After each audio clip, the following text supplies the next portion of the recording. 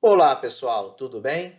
Eu sou o professor Dr. Sérgio Lucchini Batista e hoje, na nossa aula de correlação básico-clínica, nós vamos falar um pouquinho sobre DPOC, doença pulmonar obstrutiva crônica e asma.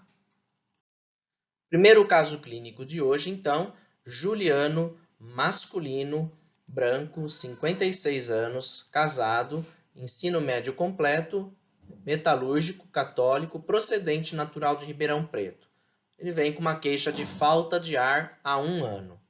Então, paciente relata dispneia aos esforços há 1 ano, com evolução progressiva, ou seja, essa falta de ar já faz 1 ano e ela vem piorando.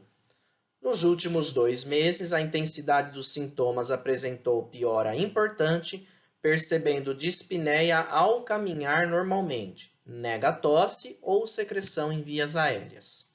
Então, a gente diz que ele tem dispneia aqui, aos médios e talvez mínimos esforços, porque simplesmente caminhar ele já sente falta de ar, então indicando aí a gravidade, dessa falta de ar que ele está referindo.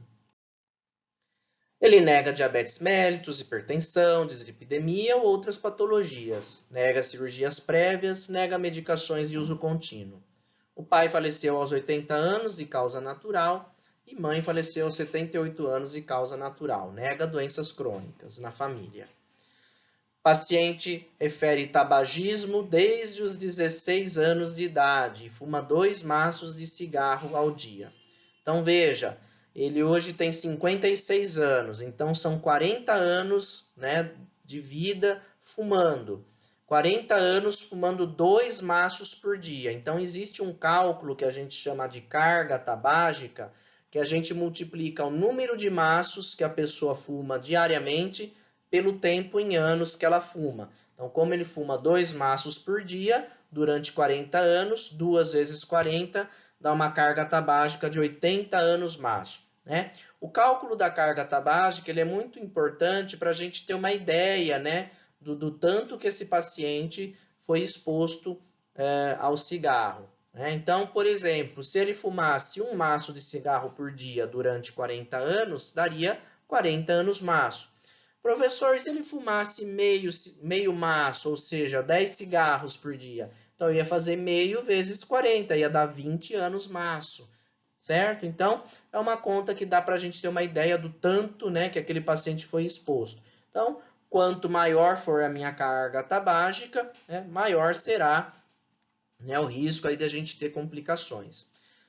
Nega etilismo, nega uso de drogas ilícitas e nega a prática regular de atividade física. Destacando aqui para vocês o termo aí carga tabágica. Bem, o exame físico ele está pesando 52 quilos, altura 1,68 m, IMC 18,4 kg por metro quadrado.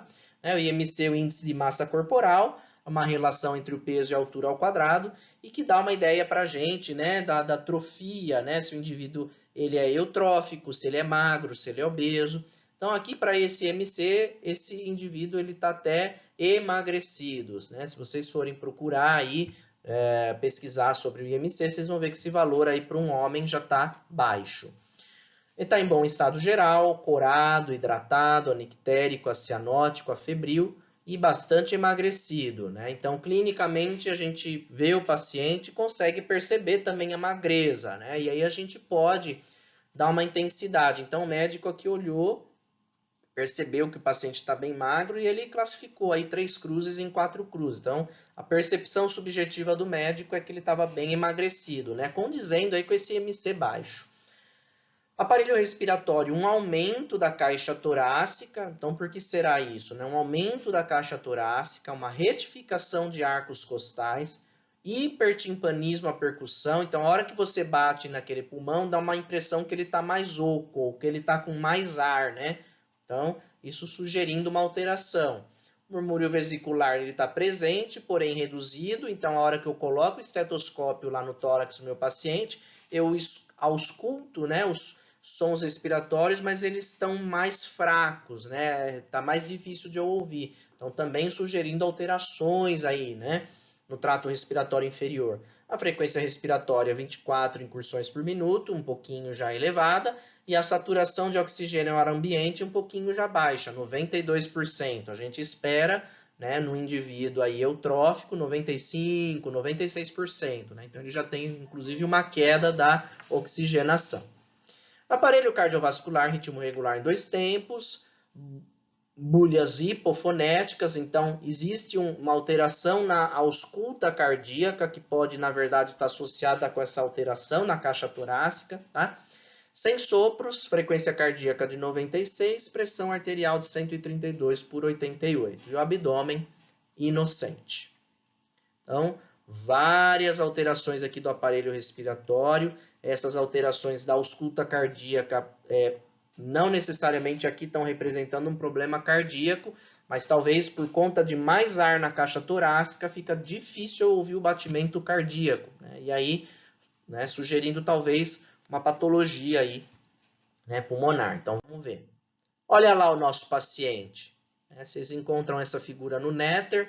Então, olha lá. É um paciente emagrecido, a gente vê bastante exposição óssea das costelas, né? O aspecto ali, né, que a gente fala enfisematoso, né? Esse seria a radiografia de tórax desse paciente, onde a gente observa um aumento do diâmetro anteroposterior da caixa torácica, ela está aumentada, tá?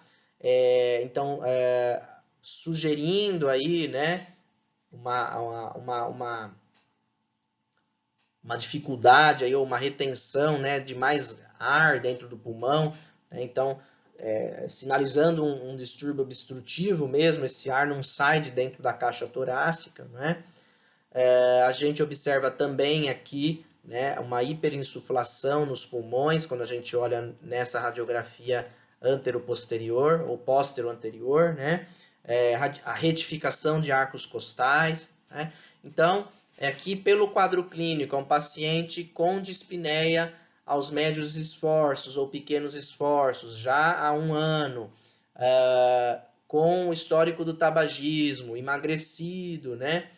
Fica aí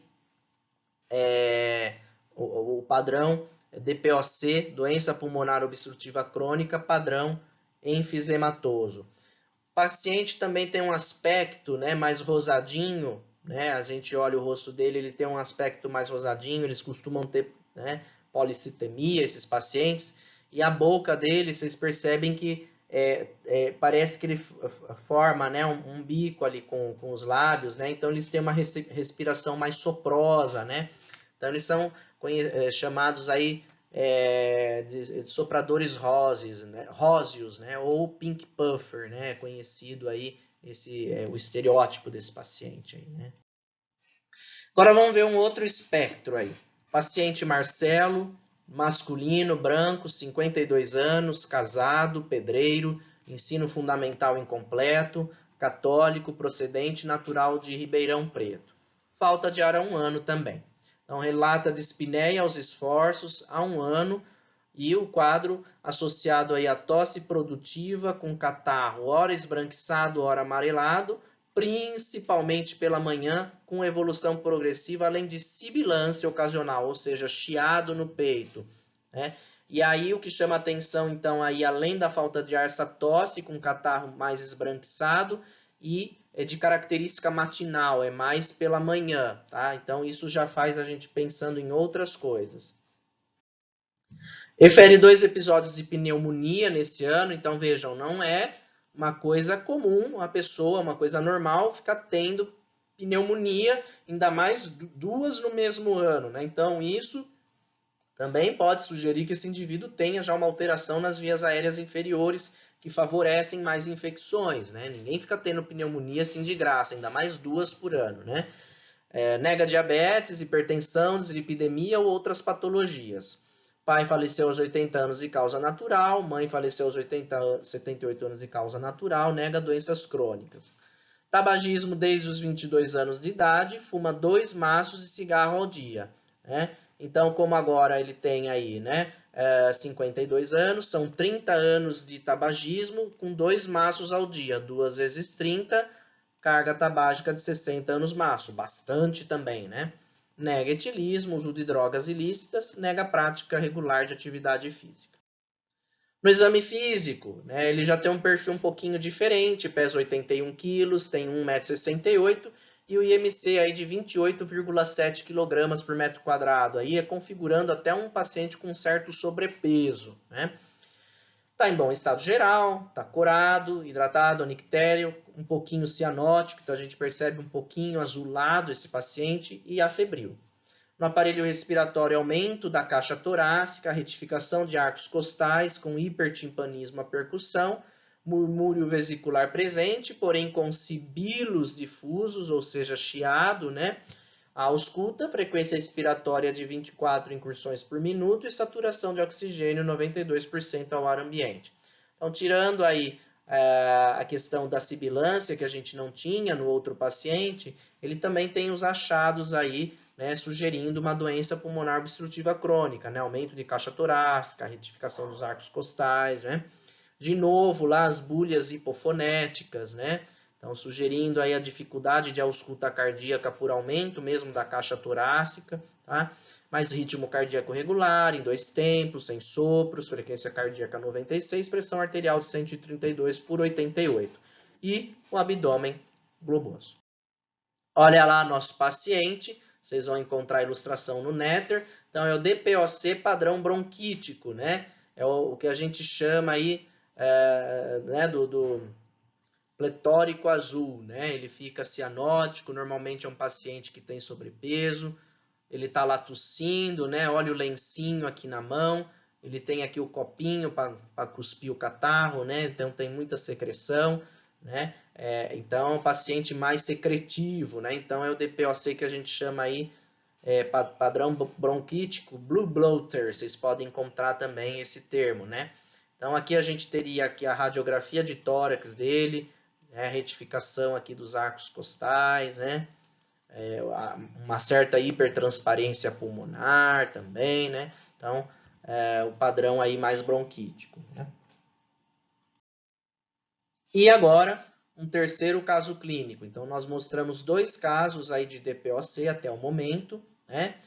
Um representando o clássico DPOC enfisematoso, que é o soprador rose, o pink puffer, né? Aquele paciente magro e que tem falta de ar no repouso. A gente teve o outro espectro do DPOC, que é o padrão bronquítico, que tem bastante secreção, tem sibilância, né? Um paciente mais gordinho, né? Pletórico azul, né? Que é o blue bloater. A gente, quando ensina DPOC para vocês, a gente ensina esses 2 tipos clássicos. Mas vocês vão perceber que na prática clínica, em geral, os pacientes de antecedentes pessoais, ela nega o uso de outras medicações, além da bombinha, nega outras patologias, e os antecedentes familiares, ela refere uma avó materna com histórico de bronquite, entre aspas, né, e mãe com histórico de rinite alérgica.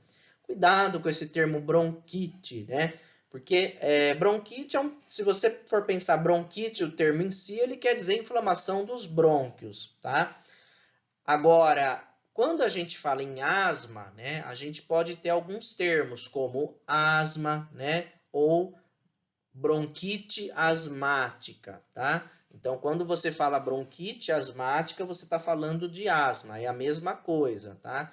Então, aqui, quando você refere que alguém tem um quadro de bronquite, você fica perguntando, mas o que será? Será que é uma asma? Será que ela quis dizer uma bronquite asmática, uma asma? Ou será que ela quis dizer, por exemplo, vocês viram lá no DPOC que a gente tem o padrão enfisematoso e a gente tem o padrão, né, de bronquite, né? Bronquite crônica. Então, você pode ter a doença bronquite crônica, que na verdade faz parte do DPOC, né? Então, bronquite crônica é o nome de uma doença do DPOC. Bronquite asmática é outra coisa. Então, quando as pessoas falam bronquite, é uma coisa assim que fica meio, não sei o que ela quis dizer com isso, né? É uma coisa, vamos dizer assim, um jargão aí mais popular, bronquite, né? Não sei. Enfim, mas está aí, né? A gente se questiona, né? O que seria que essa avó tem. E a mãe com histórico de rinite alérgica. Nega tabagismo, nega exposição a fogão a lenha, refere uso adequado de EPI em seu trabalho e nega exposição a gases tóxicos. Uma coisa que é interessante, porque muitas vezes a gente associa o DPOC com o uso do cigarro, mas que é o mais comum, na verdade, né? Mas a gente pode ter, por exemplo, DPOC associado aí a pessoas que né, cozinharam em fogão a lenha. Então é muito comum, às vezes, em mulheres, né, que viveram na roça, né, e que cozinhavam, elas ficavam expostas àquela fumaça, né, da lenha, e aquilo também pode causar um DPOC, né? Então, sempre que a gente está diante de uma pessoa com quadro respiratório, é importante, além de questionar tabagismo, exposição ao fogão a lenha. Aqui no caso da nossa paciente, né, ela não tem nem tabagismo, nem essa exposição do fogão a lenha. No exame físico, ela pesa 62 quilos, tem 1,65 m e o IMC de 22,8, né? Então, eutrófica, bom estado geral, corada, hidratada, nictérica, cianótica, febril, consciente, orientada e ativa. Aparelho respiratório, tórax sem abaulamentos ou retrações, expansibilidade preservada, som claro pulmonar à percussão, murmúrio vesicular presente simétrico, porém com sibilos difuso, então a sibilância. Frequência respiratória de 20 e saturação de oxigênio aí em ar ambiente 95%. Então, toda a avaliação aí do aparelho respiratório dela dentro do normal, exceto aí pela sibilância.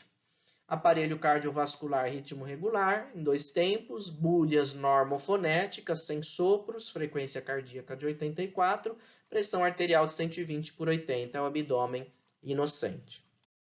Então tá aí a nossa paciente, jovem, usuária da bombinha, né? E aqui eu deixei disponibilizado para vocês 2 links aqui do YouTube para vocês verem aí como que seria uma sibilância. Então, depois vou disponibilizar na descrição do vídeo esses links para vocês verem o padrão da sibilância.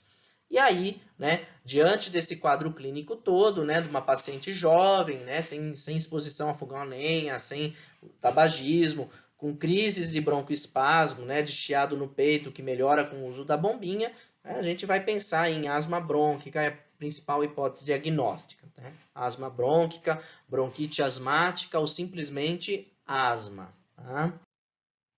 Bom, e aí como proposta de atividades, né, então, o nosso paciente 1, que é o DPOC padrão enfisematoso, por que ele tem dispneia? Então, tentem me dizer o porquê que ele tem dispneia. Paciente do caso 2, que é um DPOC padrão bronquítico, de bronquite crônica.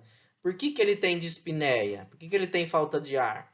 E o paciente 3, né, que é a asma, por que ela tem falta de ar? Então, tentem explicar, né, em linhas gerais, de uma maneira breve, né, por que se justifica a falta de ar. Né? Os 3 têm falta de ar, mas cada um, né, tem um motivo diferente. Né? Na alternativa, no 4 aqui, a espirometria é um exame complementar para o diagnóstico de DPOC e asma. Então, dizer em linhas gerais o que se avalia com esse exame. Provavelmente vocês já estão vendo em fisiologia respiratória, né, a espirometria. Então, ela é muito útil, é muito usada na prática clínica, né, para o diagnóstico dessas 3 doenças que a gente acabou de ver. Né? É imprescindível nessas doenças que a gente faça essa avaliação espirométrica, tá? Então, em linhas gerais, o que é avaliado com esse exame, tá? Então, aí vocês me entregam aí essa atividade via portal.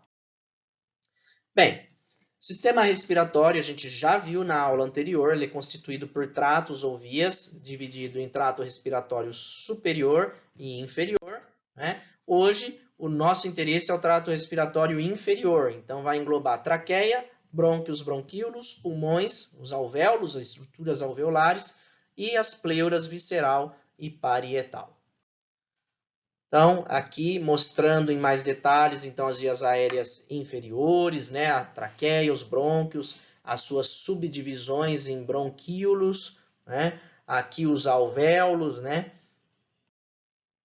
Então, um pouquinho de anatomia clínica, né, os ápices pulmonares, né, os ápices pulmonares, eles ultrapassam um pouquinho aí a borda superior das clavículas, chega a 3 a 4 centímetros, tá? O ápice direito tem um volume um pouquinho menor que o esquerdo, ele é mais próximo à traqueia, tá? E na localização da vértebra proeminente, onde a gente tem aí a C7, né? A gente tem ali a projeção aí dos ápices pulmonares na parede torácica. Ângulo de Louis é muito importante, esse ângulo, vocês vão ver ele muito, né? Vai servir de referência para vocês aí quando vocês iniciarem os estudos em semiologia e na avaliação clínica do paciente. O ângulo de Louis é a junção do manúbrio com o corpo do externo, né? Vai estar mais ou menos aí posteriormente aí na quarta vértebra dorsal, né? Do outro lado do ângulo de Louis. E o ângulo de Louis ele é importante porque no nível do ângulo de Louis que você vai ter a bifurcação traqueal, né, onde a gente tem ali a chamada carina, né, a bifurcação da traqueia. Então, ela está mais ou menos nesse ponto do ângulo de Louis. Bom, nós temos dois brônquios, né, o direito e o esquerdo. Eles vão adentrar as estruturas pulmonares através do hilo, porque você também tem estruturas vasculares, né, artérias e veias. O brônquio direito vai se subdividir em 3 brônquios principais e o esquerdo em 2 brônquios principais. E aí vão se seguir várias subdivisões, cada vez menores, bronquíolos, bronquíolos terminais e bronquíolos respiratórios, e aí dando então origem à porção respiratória, os ductos alveolares, saco-alveolares e os alvéolos propriamente ditos. Então, aqui vendo um pouquinho da estrutura e da árvore brônquica, vocês também devem estar vendo isso em histologia, né? Os brônquios extrapulmonares são idênticos à traqueia, né? Então, aqui a gente observa a estrutura histológica, né? Os anéis em C substituídos aí por placa irregular de cartilagem, 2 camadas de músculo liso separando, né, a lâmina própria da submucosa.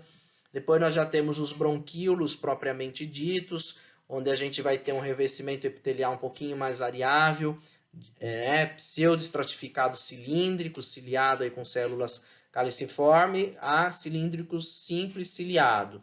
Uma lâmina própria já sem glândula, circundada aí por camadas de músculo liso, e esses aqui já não possuem cartilagem, né? Então eles protegem e regeneram o epitélio bronquiolar. E aí esses brônquios, né, eles vão poder ter seus tamanhos regulados, né, conforme aí essas células musculares, né? Se elas se contraírem, elas podem diminuir o calibre, né, o diâmetro desses bronquíolos, né? Então eles já vão sofrer mais interferência, né, dessas células musculares lisas que revestem. Os bronquíolos terminais, né, que aí já vão ter algumas células cúbicas, as células claras, secretoras, também a lâmina própria é circundada por células musculares lisas, e aí chegando no epitélio do bronquíolo terminal e respiratório, né, onde nós já temos algumas células cúbicas com cílios e lâmina própria de tecido conjuntivo circundado por células musculares lisas. E clinicamente, né, a ausculta pulmonar, quando a gente vai colocar o estetoscópio no tórax do paciente, só para mostrar aqui para vocês, a gente tem alguns pontos, né, definidos para avaliar na região anterior e posterior, né? Então a gente tem já os pontos definidos para a gente poder fazer a ausculta aí dos sons respiratórios, né? Então é importante fazer essa correlação anátomo-clínica também, né? Então, a posição onde está o seu estetoscópio, você tem que estar sabendo mais ou menos quais são as estruturas anatômicas ali, se é brônquio, né, se é mais alvéolos, né, se é mais periferia do pulmão, para você poder estar interpretando os sons que você está auscultando. E agora alguns conceitos fisiológicos também, né? Então, o conceito de ventilação e de respiração, né? Ventilação, basicamente, é a entrada e saída do ar, ou seja, a inspiração e a expiração. O termo respiração, propriamente dito, é a troca de gases, né, lá alveolar, né? Então, a passagem do oxigênio do alvéolo para os capilares sanguíneos e a saída do CO2 do sangue para os alvéolos. Então, essa é a respiração pulmonar, que é diferente do conceito de respiração quando a gente fala respiração celular, tá? Na célula, né, esse processo é totalmente diferente quando a gente está falando. Então, aqui o conceito de respiração é basicamente a troca de gases, né? Então, ventilar e respirar são dois conceitos diferentes. E a ventilação, né, ela vai ocorrer pela diferença da pressão atmosférica e da pressão pulmonar. De forma que na inspiração, você expande seu tórax, você puxa o diafragma para baixo, né? A musculatura respiratória se contrai para retificar as costelas. Então você faz, é como se você fizesse um movimento de sucção dos seus pulmões, né? Você puxa o pulmão para ele inflar. Quando você faz esse movimento, você cria uma pressão negativa no tórax. Isso vai fazer com que o ar do ambiente entre pelas vias aéreas e chegue aos pulmões, né? Então, o processo de inspiração ele é um processo ativo, ele depende da sua contração muscular, né? Já a expiração, você relaxa essa musculatura, existe, né, o componente elástico do tecido respiratório do pulmão que vai fazer com que ele volte à sua posição normal. Então, o diafragma sobe, a musculatura relaxa e o pulmão tende a diminuir o seu tamanho. Então, esse é um processo passivo, simplesmente você relaxa e aí o ar vai tender a sair, né, porque você aumenta a pressão intratorácica quando você faz, né, a expiração. Então, de forma, né, que na inspiração, olha lá, o peito se expande, olha lá a setinha para cima, você puxa suas costelas para cima, né, e para frente, o diafragma ele se contrai e vai para baixo, então, né, o seu pulmão ele vai ser puxado, né, para frente, para trás, para cima e para baixo, né, e aí o ar vai entrar.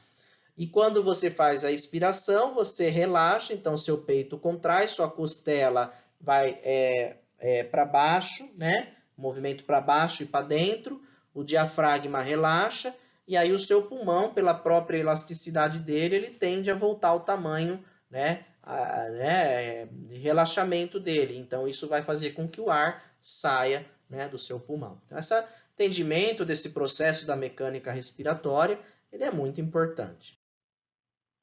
E a frequência respiratória, né, como a gente sabe, em 1 minuto, a gente tem um valor de normalidade que vai de 12 a 20 incursões respiratórias por minuto. E os termos que a gente tem, bradipneia, é se o indivíduo tiver com uma respiração abaixo de 12, a gente diz que ele está bradipneico, isso é uma alteração, né, patológica.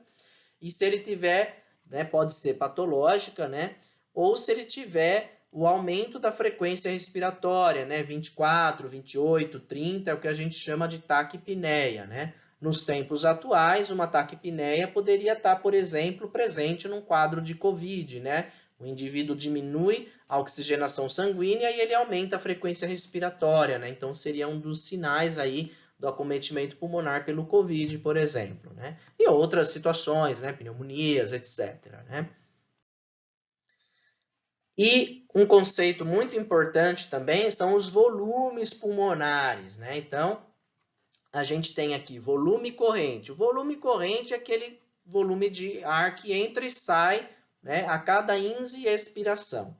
Em geral, o volume corrente ele é em torno de meio litro. Então, a cada ínse e a cada ex, você vai inspirar meio litro e expirar meio litro, né? Condições normais, né, para cada ciclo respiratório, o volume corrente. Mas, né, se a gente falar para alguém respire fundo, isso ocorre o quê? Ela consegue, né, além desse volume corrente que ela está habituada, ela consegue encher o peito de ar, né? Quando a gente fala respira fundo, né, se acalme, né? Então, quando você inspira mais ar do que habituado, você está usando o quê? A tua reserva inspiratória. Então, você vai inflar os teus pulmões ao máximo da reserva dele. E aí isso pode chegar até 3 litros, né? Então, vocês vejam que aumenta aí 6 vezes, né? 6 vezes o volume corrente, né? Então, uma grande capacidade de reserva inspiratória. E a gente tem a reserva expiratória, né? Então, quando a gente dá aquele suspiro, né? Tá cansado, suspira, né? Se você eliminar o ar na máxima capacidade até esvaziar o pulmão, você consegue forçadamente eliminar 1,1 litro, ou seja, um pouquinho mais que 2 vezes o volume do ar corrente, do volume corrente, né? Então, de forma que se você somar né, a reserva ins e a reserva ex, só aí você já consegue aumentar 8 vezes o teu volume corrente habitual. Então, a gente consegue perceber o quanto de reserva a gente tem, né, no nosso tecido respiratório para se adaptar às situações aí, né, quando necessário. Né? Então, por exemplo, se você for correr, né, durante a corrida ou durante, por exemplo, a natação, ou se você está andando de bicicleta, o que for, você aumenta teu esforço físico e você vai precisar oxigenar mais seu sangue. Então, você consegue, né, se você pegar lá um corredor, por exemplo, ele consegue, durante a corrida, né, manter, né, a sua atividade, porque ele consegue otimizar essa ventilação pulmonar que vai ser necessária. Né? Ele consegue inspirar e expirar profundamente. Né? Então, é muito importante essa reserva. Né? E a gente tem uma coisa que é chamada volume residual.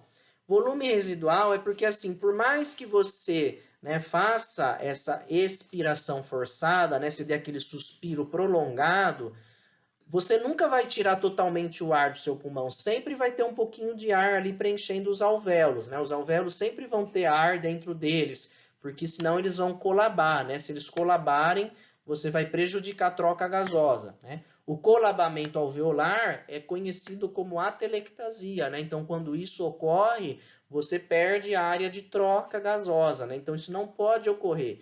Então, existe um volume residual que ele vai estar lá, né? Ele vai ser para manter aí as vias aéreas sempre pérvias. Então, né, se você eliminar todo o ar que você tem, né, da sua capacidade expiratória, você ainda assim vai ter mais ou menos 1,2 litros dentro da sua caixa torácica. Então, é um volume residual, ele sempre vai estar lá dentro, tá? E a gente tem o volume minuto, né? O volume minuto, ele é, na verdade, o nosso volume corrente multiplicado pela frequência respiratória. Então, é o tanto de ar em litros que você utiliza durante um minuto. Então, se você utiliza meio litro e você respira 20 vezes por minuto, você vai consumir, né? Você vai inspirar e expirar 10 litros aí por minuto, né? De volume de ar. Certo? Então, volume minuto também é um conceito muito importante. E aí, a gente, quando entendeu bem o que são esses volumes, a gente vai para um conceito um pouquinho mais elaborado, que são as capacidades. Quando eu estou falando em capacidade, é sempre soma de dois volumes, tá? Então, por isso que eu preciso entender volume. Se eu não entender volume, eu não vou entender o que é capacidade. Então, capacidade inspiratória, ela vai ser o volume corrente mais o volume de reserva inspiratório. Tá? Capacidade residual funcional é o volume residual mais o volume de reserva expiratório. E a capacidade vital, ele é a soma de todos os volumes, exceto o volume residual.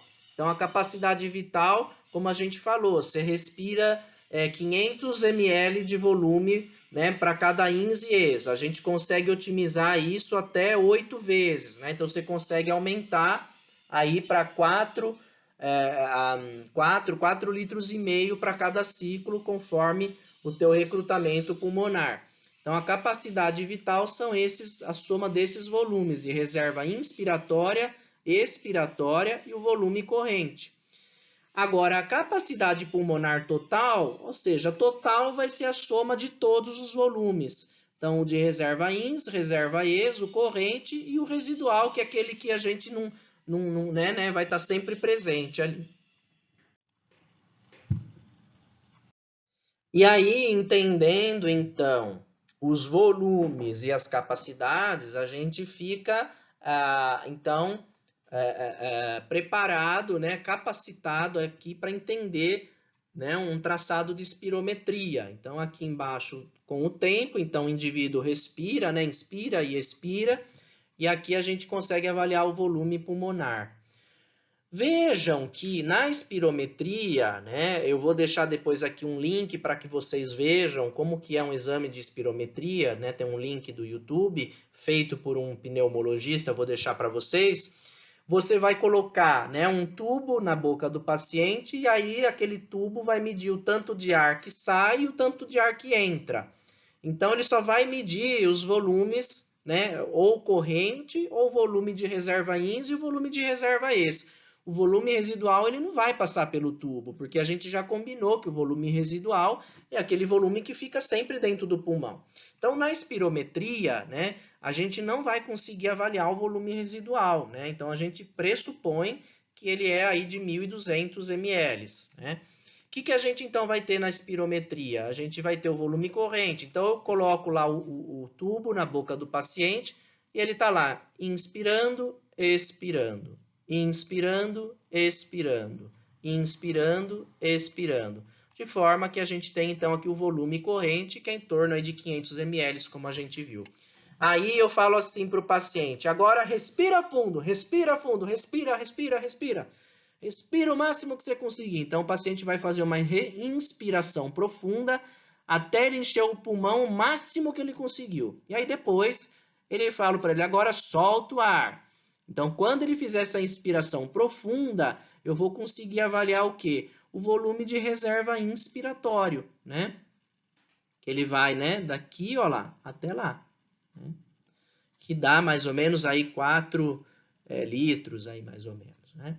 Aí ele continua respirando, respirando. Aí eu falo assim, agora solta o ar, solta, solta, solta, solta o ar, tudo que você puder. Então ele vai fazer, né, uma expiração máxima e liberar todo o ar que ele pode. E depois ele vai voltar, né, inspirar e voltar a fazer inspiração, expiração. Então aí aqui eu consegui ver o quê? Volume de reserva expiratório, né? É o máximo que ele consegue numa expiração forçada. Quando você soma, né? Aí eu falo para ele de novo, respira fundo, respira fundo, respira fundo, vai, vai, vai, vai, vai, vai, vai. Quando eu pego o volume corrente mais o volume de reserva ins, né? Vocês vejam que eu estou somando esses dois aqui, ó. Eu vou ter o quê? A capacidade inspiratória, né? Inspiratória. Aí ele respirou tudo, agora eu falo assim para ele, solta o ar, solta o ar, solta, solta, solta, solta, solta, solta, solta todo o ar. Aí ele vai ter que soltar o ar e fazer a expiração prolongada. Então, a soma do volume de reserva ins, do volume corrente e do volume de reserva ex vai dar a capacidade vital, né? E aí ele volta, né? Volume corrente normal, tá? E aí a gente sabe que o volume de reserva expiratório mais o volume residual, que eu não consigo medir, vai dar o que eu chamo de capacidade residual funcional. E a capacidade pulmonar total é tudo, é a soma de todos os volumes, como a gente falou, por isso que é total, total de tudo, tá? Então, prestem bastante atenção nisso, né? Isso aqui vai ser bastante importante aí para vocês agora em fisiologia e depois até para a gente entender lá na frente as doenças pulmonares obstrutivas crônicas, as asmas, né? Para a gente poder interpretar uma espirometria lá na frente, isso aqui precisa estar muito bem claro para a gente. Então isso aqui é fundamental, tá? Fundamental. Olha lá, então o que é uma espirometria? Vem do latim inspirare, expirare, respirar e metron, medida. Então, a medida da respiração. Expirarimetron, espirometria, né? Então, aqui, né, está representado aqui, né, como que seria o aparelho. Então, vocês vejam que coloca, né, uma oclusão no nariz do indivíduo, porque eu quero que o ar só saia pela boca para que o aparelho possa medir, né, esses fluxos, né, esses volumes. Tá? Muito bem. E aí, falando em fluxo, então, isso é uma coisa muito interessante, porque além da gente poder medir volume, vocês viram até agora que a gente consegue medir volume. Então, a gente sabe 500 ml na INS e no volume corrente. Eu posso ter até 4,5 litros no volume inspiratório forçado, até 1,2 litro no volume ex. Agora, uma coisa muito interessante é quando a gente vê quantidade de volume por tempo, né? Então, as curvas de fluxo e volume, né? Então, isso é muito importante, né? Então, aqui, por exemplo, ele está fazendo a curva de fluxo-volume. Então, aqui seria uma curva normal, olha lá, né? Ele inspira, ele consegue ter um fluxo rápido e o volume adequado, e depois na expiração, né? E o que é essa curvinha aí mais achatadinha aqui? É um indivíduo que ele consegue fazer o mesmo volume, só que ele demora mais tempo. Então, isso aqui pode estar sugerindo o quê? Uma obstrução de via aérea. Então, por exemplo, o indivíduo com uma asma descontrolada, ele pode, né, ele tem lá, o volume pulmonar dele está preservado, só que o ar passa com dificuldade no brônquio. Então, essa curva fluxo-volume, ela fica comprometida. Ele consegue, né, puxar o volume, né, porque o pulmão dele está preservado, só que ele tem dificuldade, porque o calibre da via aérea é menor. Então, me gera uma curva de fluxo, né, mais achatada. Né? Então, vocês estão vendo como é interessante isso aí? Aí, aqui a gente tem uma outra curva também de volume por tempo, que, na verdade, a relação disso é fluxo, né? Mas, então, uma curva de volume e tempo, aqui a gente vê um normal, ó, o indivíduo normal, né? Então, o que que acontece? A gente avalia muito o quanto que ele enche o peito de ar, né? Quanto que é o volume, né? Expiratório forçado aqui, né? O VF1 é volume expiratório forçado. Então, eu falo para o indivíduo, solta o ar, rápido, rápido. Então, eu vejo naquele primeiro segundo como que é esse fluxo. Então, se o pulmão dele tiver belezinha, ele em um segundo ele consegue eliminar aí bastante volume, né? E depois ele continua a expirar e isso atinge um platô. Se eu estiver falando de um indivíduo asmático, né? Ele vai ter um comprometimento, né? Ele vai ter um retardamento dessa curva, que ele vai demorar um pouco mais para atingir, né, o volume. Então, ele vai ter um VF1 reduzido. Então, esse é um outro parâmetro aí que a gente avalia, volume expiratório forçado no primeiro segundo. Né? Então, isso é muito útil aí nas doenças obstrutivas crônicas, né, nos DPOCs e na asma, né?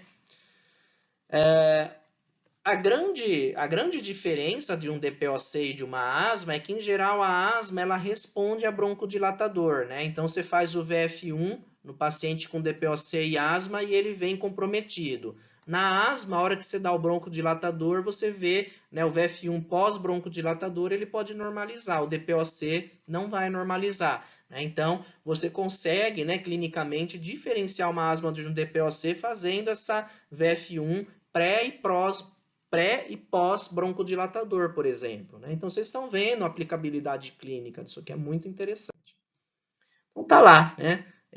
O padrão aqui de fluxo, volume no indivíduo normal, né? E volume por tempo aí em indivíduo normal e indivíduo com obstrução. Então, a gente observa que no indivíduo com obstrução, o VF1 dele vai vir reduzido, ele demora mais tempo para eliminar aquele volume, porque ele tem uma obstrução, né? Então, tá aí a utilidade da espirometria, né? De maneira bem simples, tá, gente? Isso aqui vocês vão ver de uma maneira mais aprofundada em pneumologia, com muito mais detalhes, né?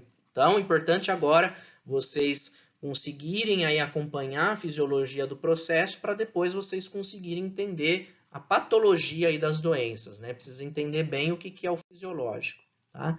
Mas mostrando, já adiantando para vocês a importância, né?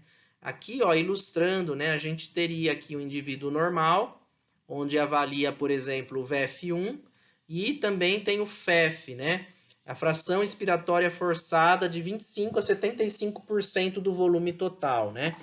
Então, no indivíduo com asma, a gente tem redução do VF1 e o FEF ele fica mais arrastado, ó lá, ele consegue eliminar o ar, mas ele demora mais tempo. Um distúrbio restritivo, por exemplo, se você pegar um enfisema, o VF1 pode estar normal, mas o FEF aqui vai estar reduzido. Né? Então, é muito interessante, né? E aí você vai interpretando os achados aí para conseguir, às vezes, definir, né, de uma maneira mais acurada, né, a patologia pulmonar e o grau, né? Esses parâmetros de VF1 e FEF na asma, eles também podem ser utilizados aí para graduar a gravidade aí da asma. Se bem que, mais recentemente, tem se valorizado mais a clínica do paciente do que os achados espirométricos, né? Mas você pode, né, ter uma ideia aí da gravidade da asma através da espirometria também. Bem, espirometria então vai dar curvas aí expiratória, volume e tempo, pode dar capacidade vital, a capacidade vital forçada, o VF1, o FEF, né? Essa relação do VF1 com CVF também que é muito importante, né? E aí essa relação do VF1 com CVF, você, se der menor que 0,7, você faz um diagnóstico aí de limitação de fluxo aéreo, né?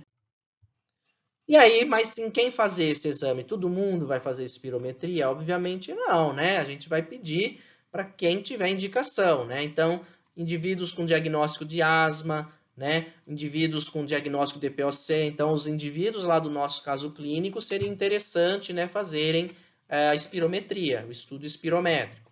E outras doenças pulmonares, como bronquiectasias, fibrose cística, sarcoidose, fibrose pulmonar. Então, sempre que você tem uma patologia pulmonar, é importante a espirometria aí para o estudo, para você entender melhor o grau de acometimento aí do indivíduo. Bem, falando um pouquinho aí do DPOC, né? O DPOC ele é uma doença crônica caracterizada por limitação do fluxo aéreo e ele não é totalmente reversível. Aqui a gente mostra o padrão de bronquite crônica, em que você tem um comprometimento dos brônquios preferencialmente. Então, o que, que a gente vê aqui? No brônquio acometido, ele tem um edema de mucosa, né? Ele tem um estreitamento do calibre, um aumento de muco, um muco mais espesso, um muco mais difícil de ser, sofrer um clearance daquela via aérea, dificultando a passagem de ar, favorecendo episódios de pneumonia. No enfisema, que está representado aqui embaixo, o que a gente vê é destruição das paredes alveolares. Então, você, na verdade, o enfisema, ele vai perdendo área, né, de respiração, né, e ele vai aumentando o volume residual dele. Então, ele fica com volume residual aumentado e que a gente viu que aquele volume residual ele não serve, né, para o processo aí de ventilação e respiração, né? Então, ele fica com excesso de ar dentro do pulmão, né? Então, mostrando aqui o que seria o enfisema. Você perde a parede alveolar. Então, enfisema e bronquite crônica são características clínicas e estruturais dessa doença chamada DPOC. Eles vão se apresentar em graus variados, né? E tosse produtiva você vai ter mais na bronquite crônica e a dispneia você vai ter nos dois, né? A falta de ar. Então, na bronquite crônica, a dispneia ela se caracteriza porque você tem um distúrbio ventilatório, a dificuldade da passagem do ar. No enfisematoso, você vai ter dispneia porque você tem um distúrbio respiratório, ou seja, você vai ter perda de troca de gases em superfície alveolar, porque você perde. Então vejam só que interessante a gente entender conceito de respiração e ventilação, a gente consegue entender a diferença do que é o enfisema do que é uma bronquite crônica. Tá? Bom, DPOC, principal vilão é o cigarro, tá? Também pode ser causado como fogão a lenha, como a gente falou. E aí tem os dois padrões aí que a gente já comentou bem, né? A bronquite crônica e o enfisema, tá? E, né, na prática clínica, não necessariamente você vai ter aqueles dois pacientes tão distintos que eu mostrei aqui, mas a gente traz dessa maneira, né? Isso inclusive mostrei para vocês, está ilustrado no Netter, é uma maneira mais didática para a gente entender essas doenças. Mas no paciente da vida real, ele pode ter sobreposição, ele pode ter tanto bronquite com enfisema, né, no mesmo paciente, tá certo? Então, isso aí vai ser muito variável na prática clínica, né? Aí vai ter aquele paciente que você fala, ó, esse aqui tá mais para padrão enfisematoso, esse aqui tá para mais padrão bronquítico, né? Mas você vai ter uma sobreposição. Então tá lá, né, aqui, ó, de uma maneira até melhor do que eu mostrei no slide anterior, né, as diferenças aí entre bronquite e enfisema. Como a gente já falou do padrão bronquítico, é o nosso paciente blue bloater, que é o inchado azul, né? A gente já comentou aí sobre todas as características dele, né? E um hallmark, né, que a gente fala, a marca registrada aí é a tosse com expectoração matinal, né? Padrão enfisematoso, que é o pink puffer, né, o soprador róseo, né, ele vai ter mais limitação de fluxo aéreo, com dificuldade em trocas, né, alveolares, né, então ele vai ter a dispneia aí por esse distúrbio. Geralmente são indivíduos mais magros, né, e eles ficam sentadinhos, a impressão que eles ficam soprando o tempo todo, né, por isso que são chamados sopradores róseos, né. aí contrastando, né, nossos dois pacientes. Existem algumas classificações, né, espirométricas, né, para DPOC, né, que você pode classificá-los como leve, moderado, grave ou muito grave, através do VF1. E também tem a classificação clínica, né, que né, a espirometria, né, ela é um recurso, uma ferramenta adicional, né, mas a clínica é muito importante a gente avaliar do ponto de vista, né, do dia a dia do paciente, como que ele percebe aquela falta de ar, né. E, por fim, vamos falar da asma, né, porque a gente viu uma paciente com asma. Então, a asma também é uma doença inflamatória crônica das vias aéreas, né, e só que ela vai ter obstrução reversível, né? Ela tem esses episódios, né, de edema, aumento de secreção e diminuição do calibre, mas isso é reversível, diferente lá da bronquite crônica, que é um processo irreversível, né? Então a gente conhece o indivíduo asmático aí pela questão do broncoespasmo, né? A asma depende de interação de fatores genéticos e ambientais, né? Então, são indivíduos que tendem a ter processos alérgicos, a gente diz que são indivíduos atópicos, muitas vezes têm histórico familiar, tem histórico na infância de infecções respiratórias e muitas crises de asma elas podem ser desencadeadas por alérgenos transportados no ar, né? Então, a clássica e alergia ao pólen, né? Que ocorre, mas tem vários, né? Poeira, né? Pode, né? Enfim, o próprio cigarro, né? Pode desencadear, né? O processo de crise asmática, né? Então a pessoa tá ali, passa alguém perto fumando, aquela inalação daquelas toxinas provoca uma crise asmática, né? E por que a asma, né, afeta alguns indivíduos e não outros, né? Existe a tal da hipótese higiênica, né?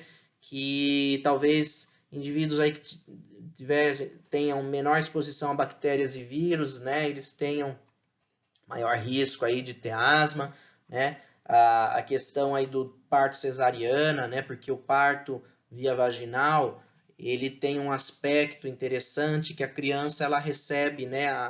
As bactérias do trato genital da mãe ao nascimento, então ela é colonizada. Uma criança que nasce por cesárea, ela perde essa colonização que ocorre, né, num parto normal, né? Então, também tem essa teoria aí que o parto cesariana poderia influenciar, enfim, tem várias hipóteses aí, né, que falam por que tem aumentado o número de asma, né? Afeta indivíduos de todas as idades, é mais comum na infância, né, o início da asma.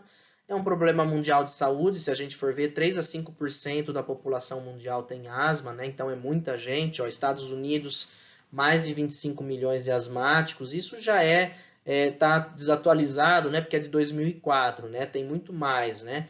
E no Brasil, aí, com esses dados aí, 20 milhões, né? Mas de qualquer maneira, né? Apesar de desatualizado, dá para dar uma boa ideia para a gente aí do número de asmáticos, né? Vocês podem, se vocês quiserem dados mais atualizados, consultarem o GINA, né, que é o Global Burden of Asthma, saiu um mais recente, se eu não me engano, ano passado, né, e aí tem todas as informações aí sobre asma, né, inclusive os tratamentos mais modernos para quem quiser se informar, tá bem?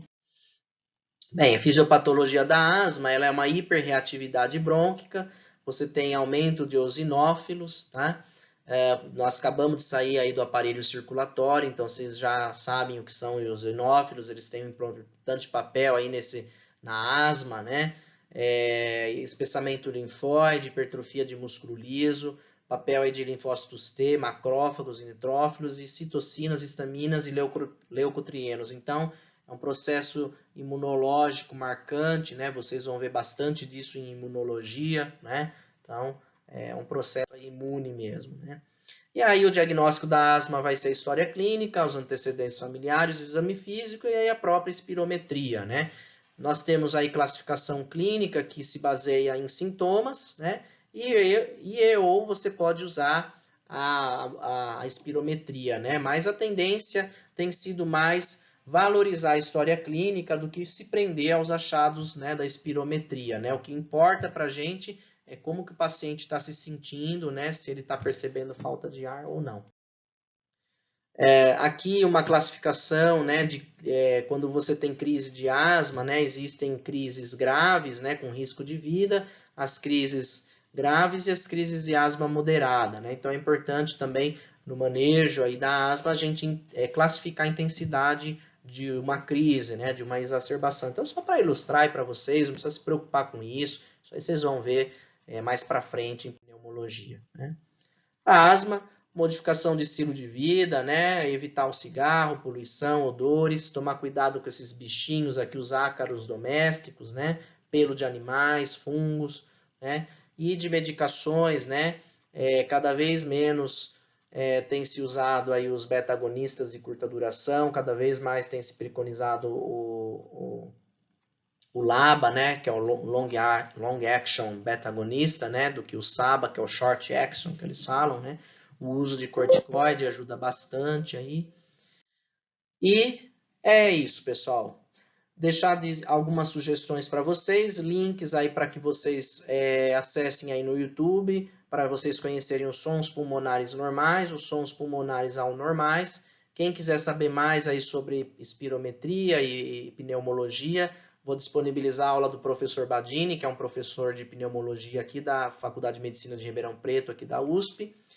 Essa é uma aula mais longa, então se vocês forem ver a aula, vai com uma paciência e com tempo. E também alguns links aqui mais rápidos, tá? Uma demonstração de espirometria, acessem esse link, eu recomendo, tá?